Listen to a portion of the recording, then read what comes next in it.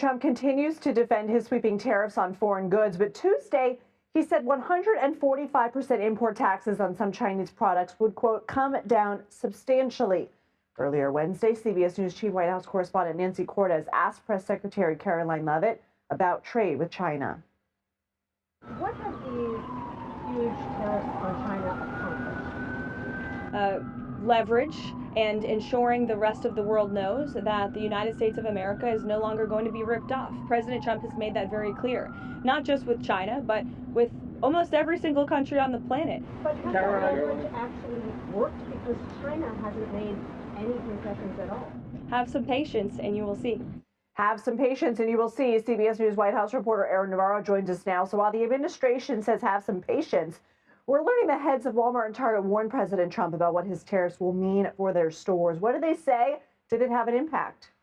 Lindsay, good to be with you. What we've learned here at CBS News is that these CEOs of Walmart, Target privately warned President Trump in the meeting earlier this week that his tariff policy could impact their supply chains and potentially trickle down to the consumers with a shortage of certain goods and potentially empty shelves. Now, this price increase for consumers is something that CEOs of Target have talked about publicly in interviews, but it's of course notable they're bringing their concerns directly to the president. Now, the White House and the president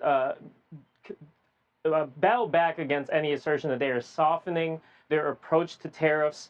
But if you just look at what they've been doing, you saw Treasury Secretary Scott Bessent say that the relationship between the U.S. and China is unsustainable right now. He talked about de-escalating, and President Trump has talked about in recent days of lowering that tariff depending on cooperation with China. And we just heard in an Oval Office meeting where President Trump signed some executive orders that when asked, when could these tariffs be lowered on China, you saw Commerce Secretary Howard Lutnick say it really depends on them. And you heard President Trump make a little bit of news when asked if there are talks happening with China. And he said, quote, of course they are happening every day. Now, the White House has not confirmed that before, if there were direct talks happening between the two big global markets. So that's certainly some news there. Wouldn't we get a readout if there were direct talks? Well, we haven't so far yet. And the White House has primarily been talking about negotiations with non-China countries, saying that there are 18 offers on the table, that they've been in touch with over 100 countries. But certainly China is at the core of President Trump's, quote, reciprocal tariffs. But they have not given a readout yet on how those talks are going. President Trump also signed executive orders Wednesday in his efforts to remake higher education. What should we know? Yeah, a handful of things. One of them expanding artificial intelligence use in early education, setting up a White House initiative for historically black universities and colleges, something that President Biden also made a priority during his own administration. But one order in specific talks about the accreditation system and potentially molding and changing that. Now, the accreditation system, or organizations that examine curriculums for colleges and universities to see whether they meet certain standards and can receive federal funding and tap into the federal loan system. The White House is looking to mold this, go after third-party organizers who they say are, quote, using woke ideology to accredit universities instead of merit and performance. It's just another example there of the White House looking to reshape higher education and federal government's role and potential control in that space. Elon Musk says he will soon spend less time in Washington. Now, we should remember he's a temporary employee with special status. He was always going to work until May, but he made this announcement on a Tesla earnings call. What's the significance of that, and will he still be doing any government work? Yeah, it comes as Elon Musk himself acknowledged on that call that his work with Doge is causing, quote, a natural blowback to Tesla, which has seen its stocks plummet or drop since December. And President Trump actually was asked about this earlier this hour. He called Elon Musk, quote, a tremendous guy, said he was always going to leave and ease out at this time. He talked about him kind of in the past tense. And Musk himself has said that Doge has done the work of ingraining themselves in federal agencies. So still expect the work of Doge to continue, despite Elon Musk saying he will take a step back. Navarro, thank you. Democratic attorneys general in 12 states have filed a lawsuit against the Trump administration seeking to block his new tariffs on foreign imports. The suit was filed Wednesday evening in the U.S. Court of International Trade in Washington, D.C. In the filing, the attorneys general write in part, quote, "The president has no authority to arbitrarily impose tariffs as he has done here." CBS News Money Watch correspondent Kelly O'Grady joins us now. So, Kelly, what are these attorneys general in 12 states arguing here? So I was just looking at the suit, and basically they're saying that Congress has not given the president the authority to do this. And then specifically, he used the International Economic Emergency Powers Act. And this suit is arguing that the stipulations within that act were not met for this to be called an emergency to impose these tariffs. So that's what they're arguing. It sounds similar to California's suit. It's exactly good memory. It's very similar. New York is one of them, and Governor Kathy Hochul, she said this statement. She said his tariffs are unlawful, and if not stopped, they will lead to more inflation, unemployment, and economic damage. Actually, I'm sorry, that was Attorney General Letitia James.